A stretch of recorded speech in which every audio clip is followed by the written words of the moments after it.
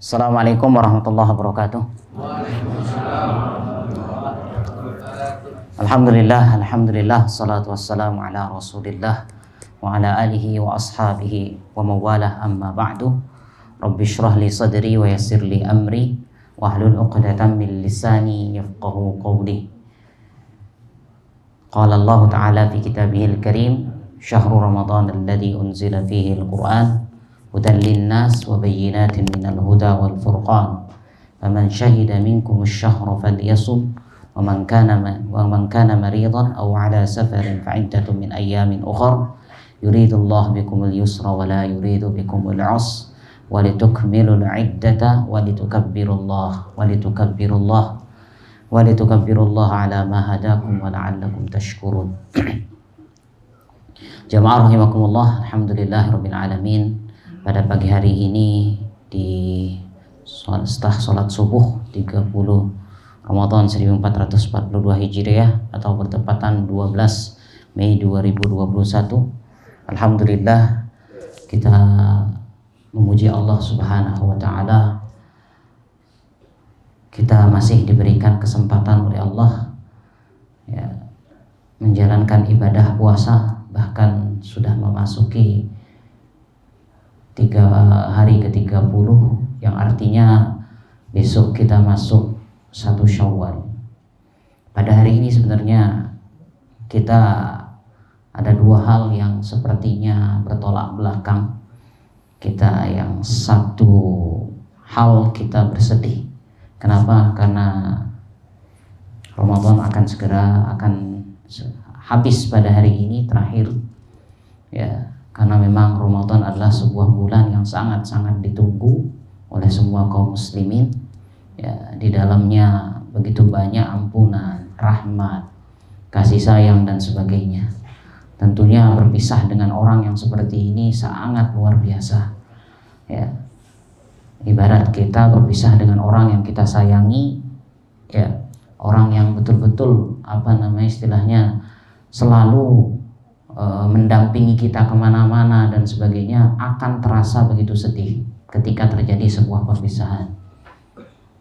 Ya, namun satu sisi lain ada kebahagiaan bagi kita karena esok kita insya Allah akan meraih hari kemenangan, hari yang masya Allah ya, saat itu bergembira semua kaum muslimin dengan adanya 1 Syawal ini. Maka dari itu jamaah rahimakumullah, dengan adanya rasa sedih bagi kita ya yang akan ditinggal Ramadan dan adanya rasa kebahagiaan untuk menuju 1 Syawal, ini adalah mudah-mudahan sebagai salah satu tanda keimanan kita kepada Allah Subhanahu wa taala. Amin. Jamaah rahimakumullah, pada hari ini insyaallah kita akan membahas secara singkat, yaitu tentang apa yang harus kita lakukan besok pada saat hari raya Idul Fitri. Baik, saya mungkin tidak akan membaca secara kitabnya, kita akan ambil poin-poinnya. Yang mana sholat Idul Fitri ini adalah sholat yang hukumnya artinya masyru'atun, dia disyariatkan baik dalam kitab maupun sunnah dan ijma' seluruh kaum muslimin.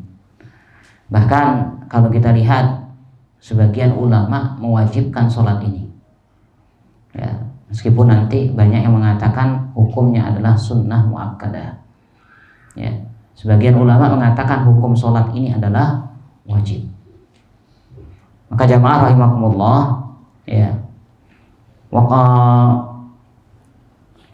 dan ini sudah dilakukan oleh Nabi SAW. Dinamakanlah hari raya ini dengan istilah Id ya, Idul Fitri dan Idul Adha. Id yang artinya yatakarrar, ya'ud, ada ya'udu, kembali ya, atau bermakna yatakarrar, selalu berulang-ulang. Yang namanya hari raya itu akan berulang-ulang ya. Jamaah rahimakumullah, karena ini berulang-ulang, tentunya harus betul-betul kita jalankan Idul Fitri ini adalah sesuai dengan apa yang sudah dijalankan oleh Nabi Shallallahu Alaihi Wasallam. Jadi kita tidak sembarangan, jangan sampai kita hari raya terus berulang tapi kita tidak paham apa yang harus kita lakukan di saat 1 Syawal. Kajamaah rahimakumullah. Dinamakanlah ini Idul Id, artinya Id. Al-Fitri, fitri itu artinya apa namanya? Iftar, makan, kembali makan, atau ada yang mengatakan kembali suci ke fitrah. Ya. Maka jamaah rahimakumullah, dan kita lihat dalilnya sebagaimana firman Allah Ta'ala yang tadi dibacakan oleh imam kita, Masya Allah, yaitu walitukmilul iddata walitukabbirullaha ala ma hadakum wa la'allakum tashkurun. Walitukabbirullah, supaya kita bertakbir, membesarkan Allah Subhanahu wa taala. Ya. Maka jamaah rahimakumullah, ya, begitu juga di zaman Nabi sallallahu alaihi wasallam, ya, Idul Fitri ketika terjadi yang namanya hari raya, maka para wanita, ya, wanita pingitan yang perawan dan sebagainya, semuanya ikut keluar menuju tempat sholat Id. Nanti ada yang haid dan sebagainya, yang haid tidak melaksanakan sholat, dia di luar. Ini hanya sebagai bentuk syiar dan kebahagiaan kaum muslimin. Kemudian jamaah rahimakumullah, kemudian hendaklah sholat ini dilakukan yaitu di tempat atau tanah yang terbuka, di tanah yang lapang, ya, dalam suatu daerah. Ya. Jadi sunnahnya melaksanakan sholat Id itu di lapangan, bukan di masjid maupun musola. Namun dalam suatu kondisi, ya, bahkan kalau kita lihat pendapat ulama bahwasanya dalam kondisi hujan diperbolehkan ke masjid. Ya, namun ketika dalam kondisi normal, ya, dalam kondisi normal hendaklah sholat ini dilaksanakan di tanah lapang sebagai bentuk. Kenapa? Karena memang tujuan dari hari raya ini adalah sebagai bentuk syiar. Makanya seorang wanita yang haid pun ikut keluar. Ya, ini pada hukum aslinya. Namun dalam kondisi sekarang pandemi terlebih saat ini, maka sholat ini dilaksanakanlah di masjid dan rumah. Ya. Kemudian jamaah rahimakumullah, sholat Idul Fitri atau sholat Idul Hari Raya ini itu dimulai yaitu setelah apabila matahari sudah naik, artinya awal waktu duha. Ya, kalau kita lihat sekarang waktu duha, kira-kira kita anggap terbitnya matahari kita anggap jam 6:30. Maka kira-kira 15 menit setelah itu sudah boleh melaksanakan sholat hari raya untuk jaga-jaga. Ya, jadi sudah boleh memulai sholat Idul Fitri. Maka rata-rata kalau kita lihat hampir di semua daerah, terutama di Denpasar, rata-rata kalau Idul Fitri itu biasanya dimulainya itu lebih pagi, yaitu di sekitar jam 7. Ya, jam 7 pagi. Jamaah rahimakumullah, saya menyarankan bagi antum besok yang mau berangkat jangan sampai telat. Apalagi kita tahu kondisi saat ini pandemi, ya. Memang semua masjid dan musola mengadakan sholat Id, tapi ada sebagian kebijakan tetap dijalankan, yaitu harus adanya protokol kesehatan. Begitu juga kebijakan yang lain tentang masalah apakah seorang wanita boleh datang atau tidak. Begitu juga anak-anak, ini dikembalikan kepada kebijakan masing-masing masjid dan musola. Ya. Jamaah rahimakumullah, silahkan antum mulai hari ini silahkan mencari informasi besok sholat di mana, ya, supaya nggak kagok. Ya, sudah ngajak anak-anak mererot, banyak anaknya, tahu-tahu sampai sana nggak dikasih masuk, ya, supaya nggak bertengkar akhirnya sama tamir masjid, bertengkar nggak jadi lebaran, masuk rumah sakit keduanya. Ya, maka mulai sekarang hari ini silahkan ditentukan besok mau sholat di mana. Kenapa? Karena sudah jam 7. Jam 7 harus dimulai. Ya, maka jamaah rahimakumullah itu ya. Kemudian selanjutnya bahwasanya dimulai pada saat sudah masuk sudah matahari meninggi, artinya 15 menit setelah terbitnya matahari, dan batasannya adalah sampai sebelum sholat zuhur.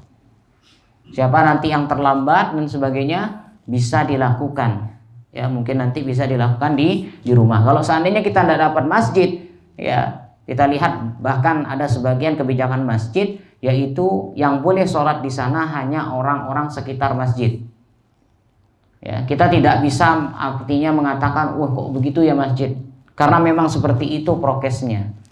Ya mudah-mudahan kita berharap bahwasanya corona ini artinya hilang setelah ini, dan insya Allah mudah-mudahan di Lebaran tahun yang akan datang bahkan Idul Adha sudah dalam kondisi normal. Kemudian jamaah rahimakumullah, adapun sholat Idul Adha itu waktunya agak bahwasanya lebih cepat daripada sholat Idul Fitri. Kalau tadi sholat Idul Fitri jam 7, ada yang mundur 7.15, tapi kalau sholat Idul Adha itu lebih maju. Yang penting waktunya adalah memang setelah setelah terbit matahari. Tidak boleh dilakukan terbit matahari langsung sholat. Ini jamaah rahimakumullah. Kenapa? Alasannya adalah supaya nanti habis sholat Idul Adha kita langsung nyembelih berkurban. Kemudian sebelum sholat Idul Fitri, sekali lagi Idul Fitri, maka sebelum dia berangkat menuju tempat sholatnya, an yakula qoblal khuruj, sebelum dia keluar untuk sholat Idul Fitri, hendaklah dia memakan beberapa biji kurma, bukan bijinya, memakan kurma, yang bahkan dikatakan Allahu a'lam dengan jumlah yang ganjil. Ya, kalau cuma punyanya satu, ya satu, tidak mungkin makan 3. Ya, jadi silahkan, ya ini sebagai bentuk bahwasanya mengingatkan bahwasanya pada hari itu kita tidak boleh berpuasa. Maka disunnahkan untuk sebelum berangkat makan kurma. Kalau enggak, yang ada kadang-kadang kita enggak ada yang punya kurma, tuh ada tuh pakai bekal, nanti itu masih banyak kurma di dapur. Silahkan bawa berapa biji buat persiapan besok. Ya. Kemudian selanjutnya disunnahkan untuk bertakbir ketika menuju tempat sholat id. Antum sudah menentukan tempatnya, besok saya mau sholat di sini, maka dalam perjalanan itu memperbanyak bertakbir. Istilahnya takbiran lah. Allahu Akbar, Allahu Akbar, Allahu Akbar, dan selanjutnya. Ya, silahkan berjalan terus, dan disunnahkan kalau bisa berjalan kaki.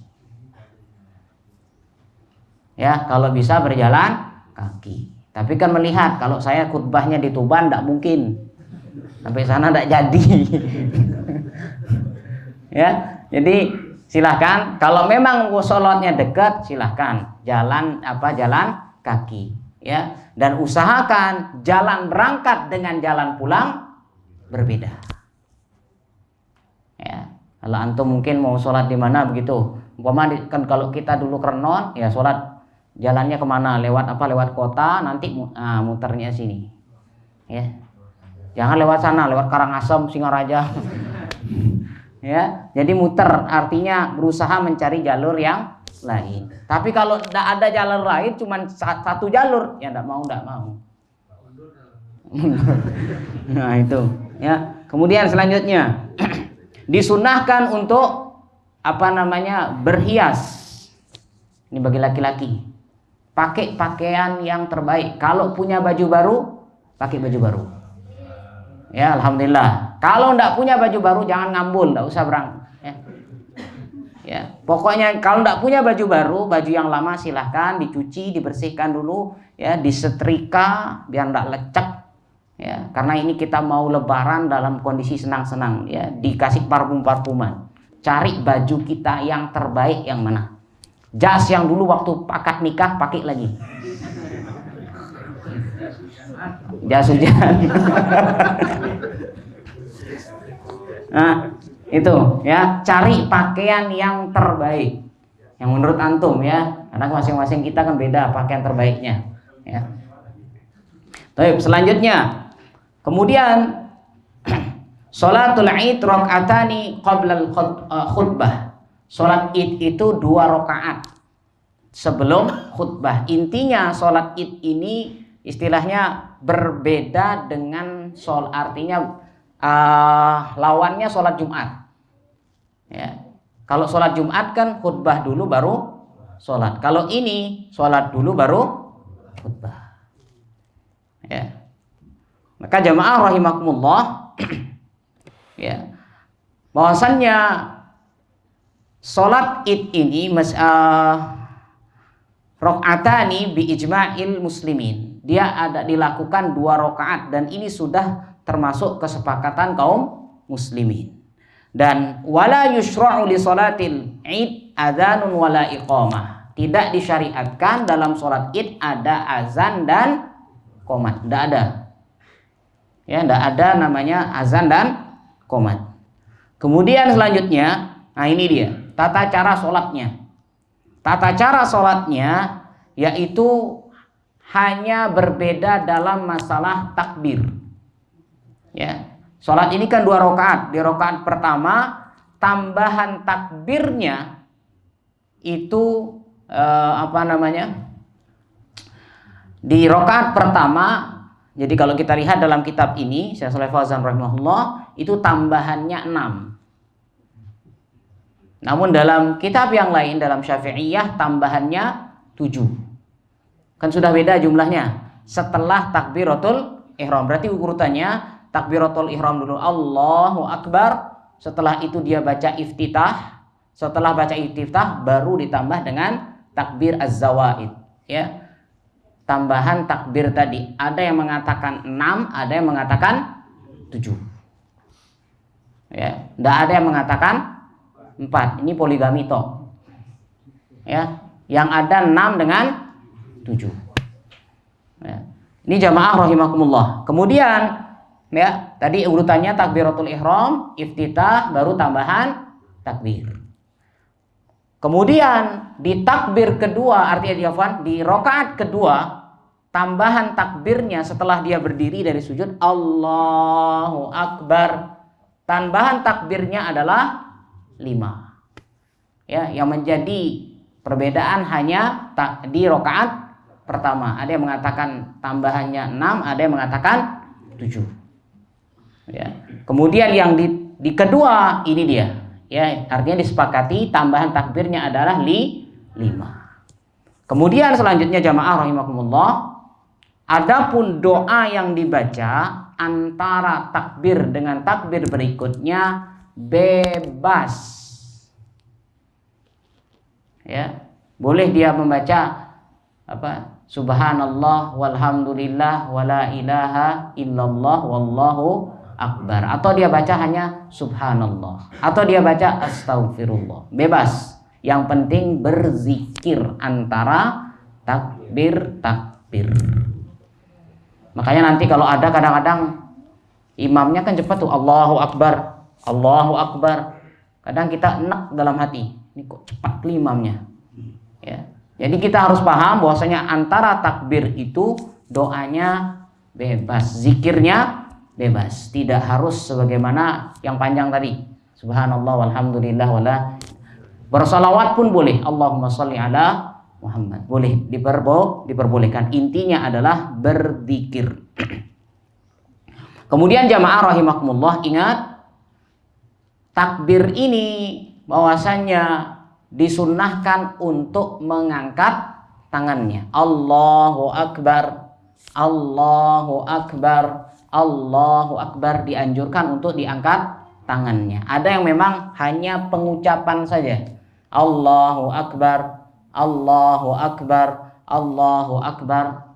Tapi yang dianjurkan oleh Syekh Shalih Fauzan rahimahullah, yurfa'u yadayhi ma'a kulli takbirah.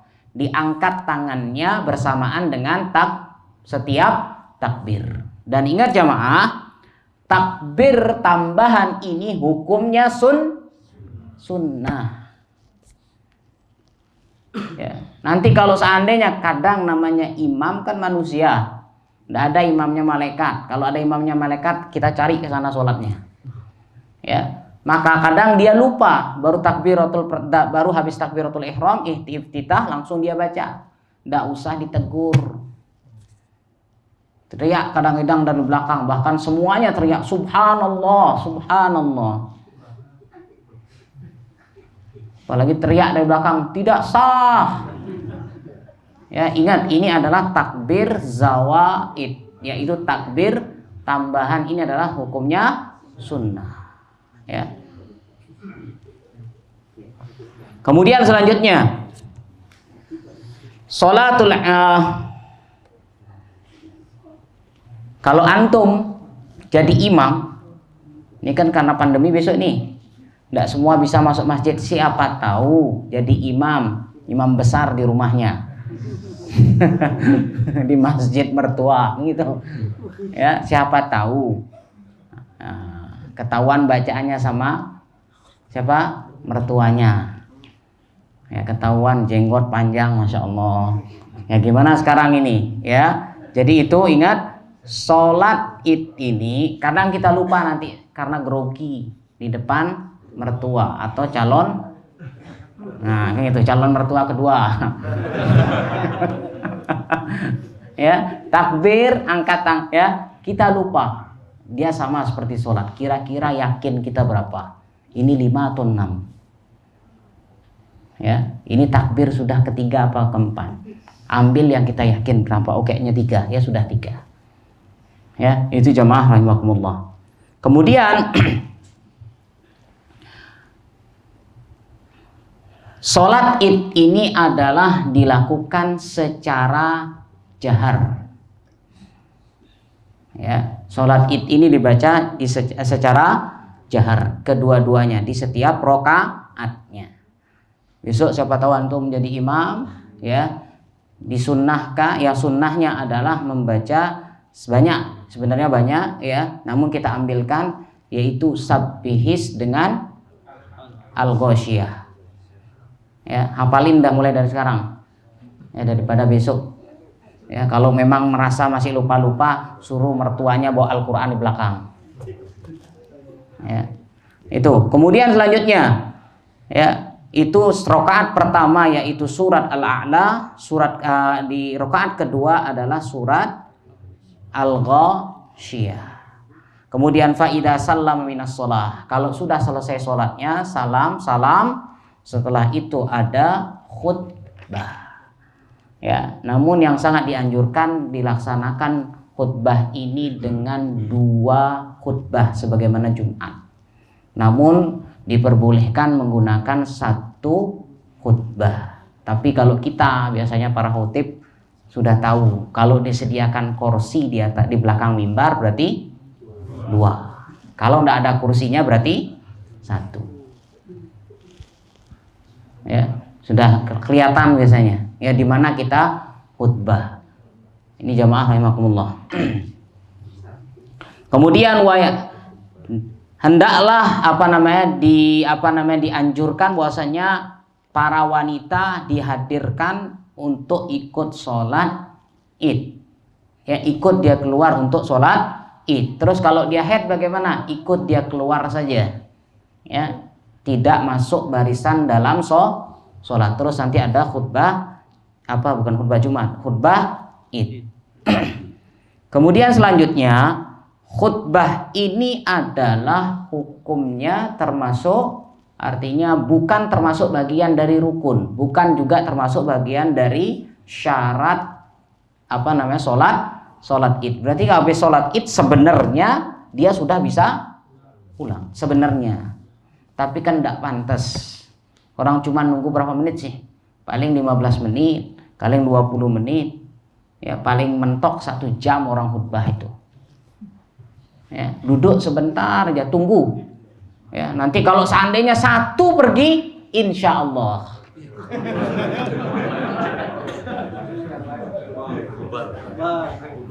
Ya, Kalau satu pergi, insya Allah sudah. Kayaknya duduklah, tahan dulu. Ya sabar, sabar. Ya. Jadi bersabar, duduk sebentar saja. Ini demi kemaslahatan kita semuanya. Apalagi kita di lapangan, tidak enak kali melihat khotibnya kasihan keluar-keluar sendiri, ini bubar semua. Seret.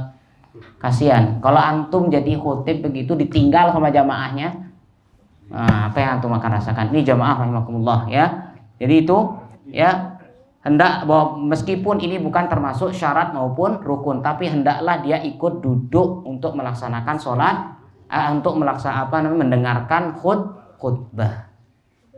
Kemudian makruh hukumnya melaksanakan sholat istilahnya qobliyah maupun ba'diyah. Tidak ada yang namanya qobliyah dan ba'diyah, kecuali kalau sholat ini dilaksanakan di masjid. Kita baru masuk masjid, silahkan mau sholat tahiyatul masjid, bukan qobliyah. Ya, bedakan. Nanti kalau seandainya di lapangan, berarti sampai lapangan langsung duduk. Ya. Kemudian selanjutnya, ya, jadi tidak ada qobliyah, tidak ada ba'diyah, kecuali nanti kalau dia pulang, artinya setelah selesai sholat id dia pulang sampai rumahnya, maka silahkan untuk sholat. Ini sebagaimana dilakukan oleh Nabi SAW. Anna Nabiya SAW kana idza raja'a ila manzilihi minal idi shalla raka'ataini. Kalau Nabi SAW itu pulang setelah sholat hari raya sampai rumahnya itu beliau sholat 2 rakaat. Kalau sudah sampai rumah. Ya. Kemudian selanjutnya jamaah rahimakumullah,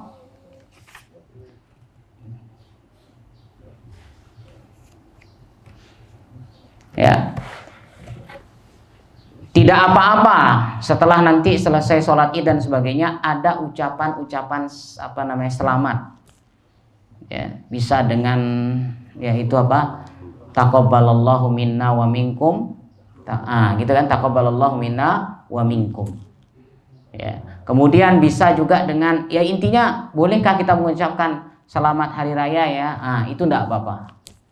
Ya, silahkan antum silahkan ya mengucapkan, karena ini adalah sebuah kegembiraan. Kalau saling ngejot silahkan juga. Ya, dalam kondisi lebaran, tapi hari raya kita. Kalau hari raya orang lain tidak boleh jojotan. Ya. Nah, itu jamaah rahimakumullah yang bisa kita sampaikan pada pagi hari ini. Ya, mudah-mudahan apa yang tadi kita sampaikan secara singkat dan ringkas ini bisa menjadi panduan lah, menjadi bekal buat kita untuk bertemu dengan hari raya Idul Fitri besok, yaitu 1442 Hijriah. Mudah-mudahan Allah berikan kesempatan bagi kita melaksanakan sholat id ini. Demikian mungkin yang bisa kami sampaikan. Barakallahu fikum. Kita akhiri dulu ya. Wassallallahu ala nabiyyina Muhammad. Subhanakallahu bihamdika asyhadu an la ilaha illa anta astaghfiruka wa atubu ilaik. Assalamualaikum warahmatullahi wabarakatuh.